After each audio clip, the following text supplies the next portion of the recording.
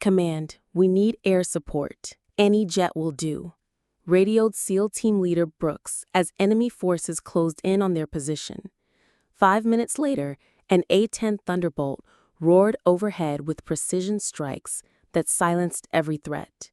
When the pilot climbed out of the cockpit, Brooks froze. Captain Riley Venom Carter was the woman everyone said couldn't handle the Warthog's brutal combat missions.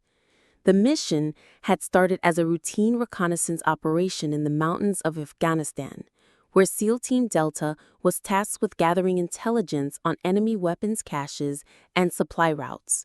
Team leader Commander Ryan Brooks had led dozens of similar operations during his 12 years with the SEALs, and nothing about this particular mission had suggested it would become anything other than a standard intelligence gathering exercise.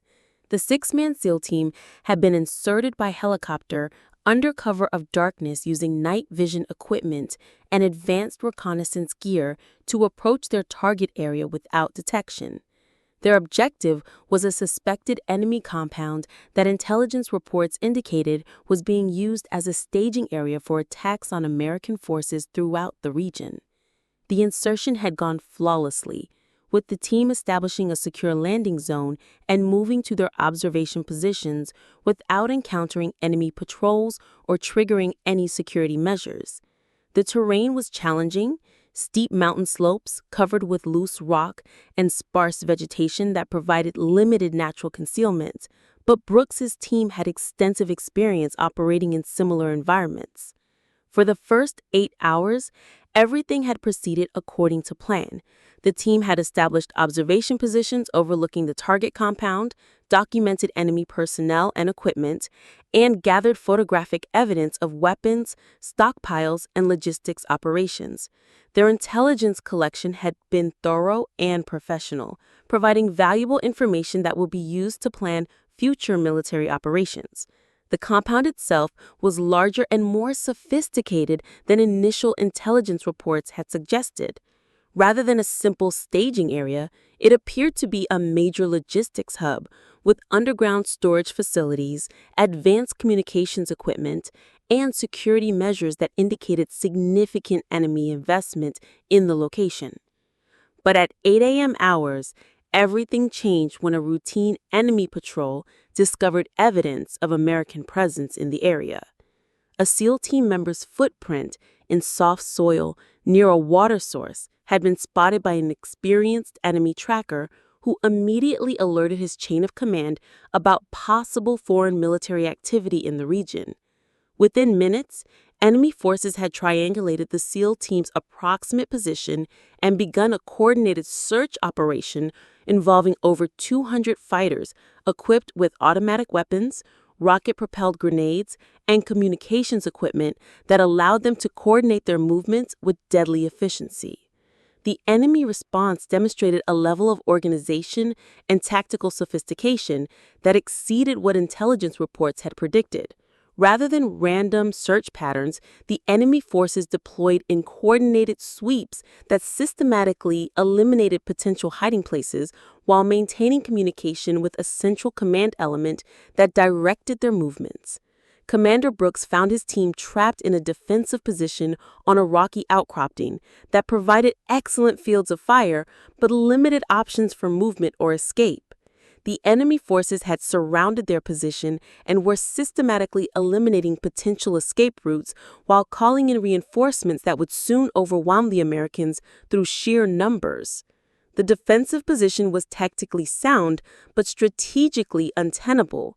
The rocky terrain provided natural cover and elevation advantages that allowed Brooks's team to observe enemy movements and engage targets at longer range. However, the position also made them visible to enemy observers and prevented them from using standard small unit tactics that relied on fire and movement. They were essentially trapped in a static defensive position where their only advantage was superior training and marksmanship. Command. This is SEAL Team Delta. We are pinned down by enemy forces, approximately 200 hostiles. Grid coordinates 41 South Mountain, 123456789. Request immediate extraction. the response from command was not encouraging. SEAL Team Delta, nearest extraction assets are 45 minutes out. Can you maintain your position until support arrives?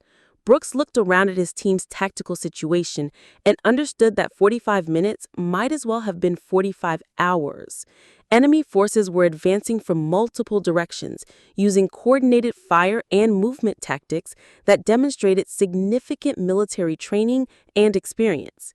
The enemy's tactical approach was methodical and professional. Rather than rushing the American position, they were establishing firing positions that would allow them to deliver coordinated suppressive fire while assault elements moved closer to the SEAL Team's defensive perimeter. Command: this is SEAL Team Delta. Enemy forces are advancing on multiple fronts with superior numbers and heavy weapons. We need immediate air support. Any jet will do. The Tactical Operations Center responded within seconds. SEAL Team Delta, we have air assets inbound to your position. Call sign Venom 17 A10 Thunderbolt ETA. 5 minutes. Brooks had worked with the 10 pilots before and understood that the Warthog was specifically designed for close air support missions that involved engaging enemy forces in proximity to friendly troops. The aircraft's 30mm GAAU-8 cannon and precision-guided weapons made it ideal for eliminating ground targets while minimizing risks to nearby American forces. The A-10 Thunderbolt II, commonly known as the Warthog, was built around its massive 30mm cannon and designed specifically for close air support missions. Its armored cockpit, redundant flight systems, and ability to operate from austere airfields made it the ideal aircraft for supporting ground forces in hostile environments. All positions, this is Brooks. We have A-10 inbound in 5 minutes. Prepare to mark target areas and maintain defensive positions until air support arrives. The next 5 minutes felt like hours as enemy forces continued their advance while Brooks's team conserved ammunition and prepared for the close air support mission that would determine whether they survived the next hour. During this critical period, Brooks's team used their training and target designation and close air support coordination to prepare for the incoming aircraft. They identified priority targets, established clear fields of fire, and prepared the communications protocols that would allow them to guide the A-10 pilots' attacks with maximum effectiveness. SEAL Team Delta, this is Venom 17. I have visual on your position and multiple enemy concentrations. Request target priorities. The voice over the radio was calm, professional, and unmistakably female. Brooks had worked with hundreds of military pilots during his career, but he had never encountered a female A-10 pilot in a combat situation. The surprise of hearing a female voice was compounded by the professional confidence that characterized the communication. This was clearly an experienced pilot who understood close air support procedures and was prepared to engage enemy forces in proximity to friendly troops.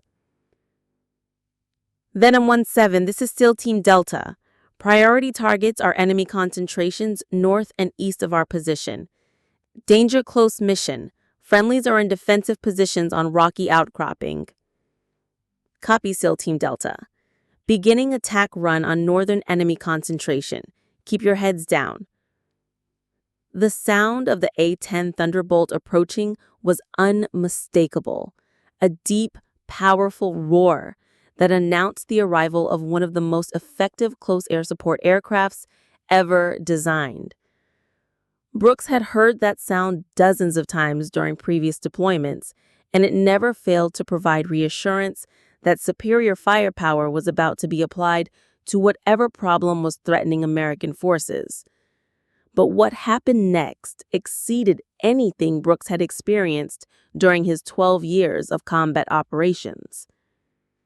The A-10 appeared over the northern ridgeline, flying at an altitude and speed that seemed impossible for safe weapons delivery. Most pilots would have approached from higher altitude to maintain safety margins and provide time for target identification and weapons deployment. Instead, Venom 17 dove toward the enemy positions with the kind of aggressive flying that suggested either exceptional skill or dangerous recklessness. The aircraft's 30mm cannon opened fire with a sound like thunder, delivering precision bursts that eliminated enemy positions with surgical accuracy. The cannon fire was devastating in its precision and effectiveness. Each burst was carefully controlled and placed exactly where it would have maximum impact on enemy forces, while maintaining safe distances from the SEAL team's position. The pilot's weapons delivery demonstrated exceptional skill and situational awareness. "Holy shit," whispered Petty Officer Stevens as he watched enemy fighters disappear under the A-10's devastating fire. "Whoever that pilot is, they're flying like they're invincible." The A-10 completed its first attack run and immediately banked into a steep turn that brought it back toward the eastern enemy positions. Most pilots would have gained altitude and taken time to assess the results of their first pass before beginning a second attack run. But Venom 17 maintained low altitude and high speed, using the terrain to mask her approach while setting up for a second attack that would engage enemy forces from a completely different direction. "SEAL Team Delta, this is Venom 17, beginning second attack run on eastern concentrations. Danger close. Keep your people down." The second attack run was even more impressive than the first. The A-10 appeared from behind a mountain ridge, flying at an altitude that seemed to barely clear the rocky terrain. The pilot's weapons delivery was precise and devastating, eliminating enemy positions that had been using natural cover to protect themselves from conventional air attacks. The pilot's use of terrain masking and multiple attack vectors demonstrated tactical knowledge that exceeded standard close air support procedures. Rather than relying on conventional attack patterns, she was improvising tactics that maximized the element of surprise while minimizing her aircraft's exposure to enemy fire. "Brooks, I've never seen flying like this," reported Sergeant Chen from his position covering the southern approach. "This pilot is flying the A-10 like it's a fighter aircraft." Brooks had to agree. The conventional approach to A-10 operations emphasized methodical attack runs from safe altitudes that provided pilots with adequate time for target identification and weapons deployment. What they were witnessing was aggressive low-altitude flying that maximized the element of surprise while minimizing the time enemy forces had to take defensive measures. The results spoke for themselves. In less than 10 minutes, Venom 17 had eliminated or dispersed the majority of enemy forces that had been threatening the SEAL team's position. Enemy fighters who had been advancing with confidence and coordination were now retreating or seeking cover from an aircraft that seemed to be everywhere at once. "SEAL Team Delta, this is Venom 17. I show minimal enemy activity remaining in your area. Are you able to move to extraction coordinates?" "Venom 17, this is SEAL Team Delta. Outstanding air support. Enemy forces are withdrawing and we can move to extraction LZ. Request you remain on station until extraction is complete." "Copy, SEAL Team Delta. I'll maintain overwatch until your extraction birds arrive." The extraction went smoothly, with the SEAL team moving to the designated landing zone while Venom 17 provided continuous air cover. Brooks's team was aboard the extraction helicopters within 20 minutes, having completed their mission and survived what could have been a catastrophic engagement with superior enemy forces. But Brooks's curiosity about the exceptional pilot who had saved his team was far from satisfied. During the flight back to base, he radioed the Tactical Operations Center to request information about Venom 17. "Command, this is SEAL Team Delta. Can you provide pilot information for Venom 17? Outstanding performance. Would like to express appreciation personally. SEAL Team Delta, Venom 17 is Captain Riley Carter, call sign Venom, assigned to the 354th Fighter Squadron. She'll be returning to base approximately 30 minutes after your arrival. Brooks made a mental note to be at the flight line when Captain Carter returned from her mission. He wanted to thank the pilot who had provided the most effective close air support he had experienced during his military career. And he was curious to meet the woman who flew the A-10 Thunderbolt with such exceptional skill and aggression.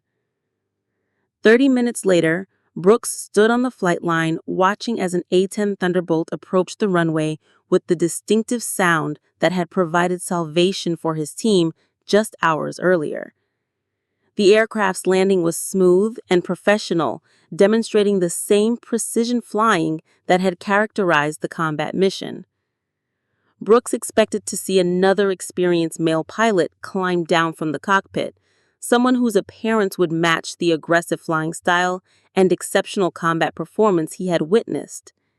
The A-10 community was known for producing pilots who were tough, experienced, and comfortable with the kind of close air combat flying that their aircraft was designed to perform.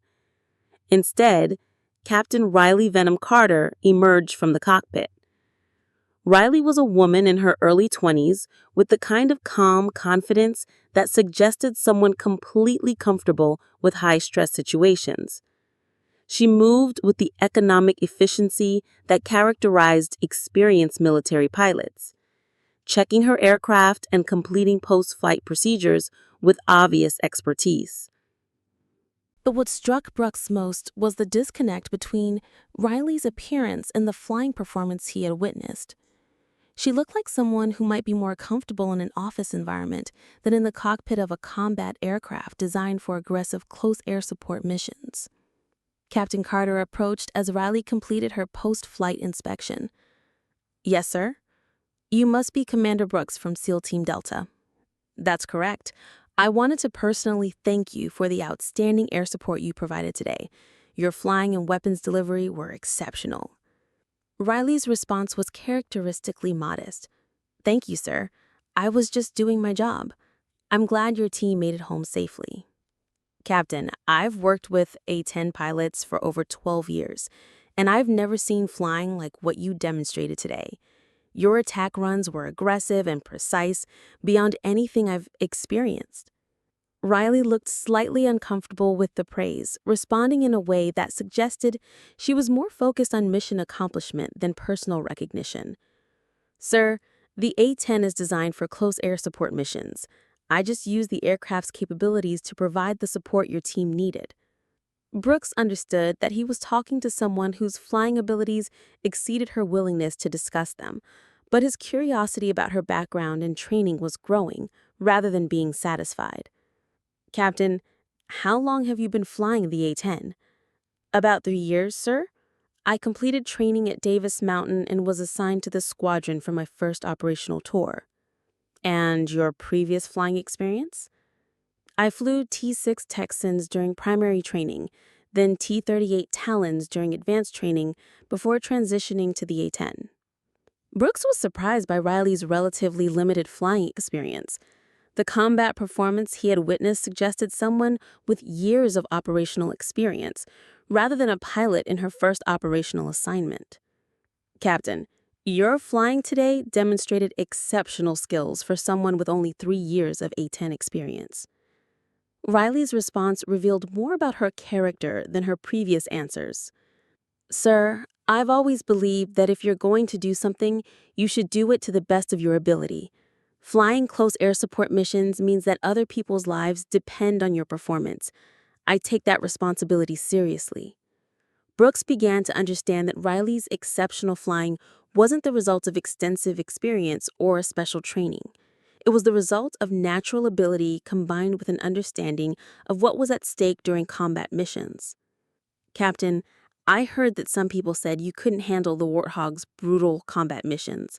Today's performance suggests they were wrong." Riley's expression became more serious, and Brooks realized that he had touched on a sensitive subject. "Sir, there were people who questioned whether I had the physical and mental capabilities necessary for A-10 operations. Today's mission was an opportunity to demonstrate that performance matters more than preconceptions." Brooks understood that Riley had faced skepticism and discrimination based on her gender, rather than her abilities. The flying performance he had witnessed was her response to people who had doubted her capabilities without understanding what she could accomplish when given the opportunity. "Captain, for what it's worth, your performance today was outstanding by any standard. You saved my team and demonstrated flying skills that exceed those of most pilots I've worked with." "Thank you, sir. That means a lot coming from someone with your operational experience." Over the following months, Brooks had the opportunity to work with Riley on several additional missions. Each time, her performance was exceptional, demonstrating the kind of aggressive flying and precise weapons delivery that made the A-10 Thunderbolt one of the most effective close air support aircraft in the world. But more importantly, Brooks learned that Riley's flying abilities were just one aspect of her overall approach to military service. She was known throughout the squadron for her meticulous preparation, her willingness to take on the most difficult missions, and her commitment to ensuring that ground forces received the best possible air support. Her fellow pilots had initially been skeptical of her abilities, but her consistent performance in combat had earned a respect and recognition. She had become known as one of the most reliable and effective pilots in the squadron, someone who could be counted on to deliver results when the stakes were highest. Riley's reputation extended beyond her own squadron to include the Special Operations Forces she supported. SEAL teams, Army Rangers, and other elite units specifically requested her for high-risk missions where exceptional air support could mean the difference between mission success and catastrophic failure. 6 months later, Riley was selected for a promotion to major and assigned to a prestigious position as an A-10 instructor pilot. Her role would involve training the next generation of Warthog pilots in the tactics and techniques that had made her one of the most effective close air support pilots in the Air Force. Brooks attended Riley's promotion ceremony, where she received recognition not just for her exceptional flying skills, but for her role in changing perceptions about what female pilots could accomplish in combat roles. "Major Carter represents the best of what the A-10 community stands for," announced Colonel Anderson during the ceremony. "Her flying skills, tactical knowledge, and commitment to mission accomplishment have set new standards for close air support operations." Riley's response was characteristically focused on the mission rather than personal recognition. "I'm honored to have the opportunity to train future A-10 pilots and to ensure that ground forces continue to receive the air support they need to accomplish their mission safely." Today, Lieutenant Colonel Riley Venom Carter serves as a commander of an A-10 squadron, leading pilots who provide close air support for special operations forces throughout the world.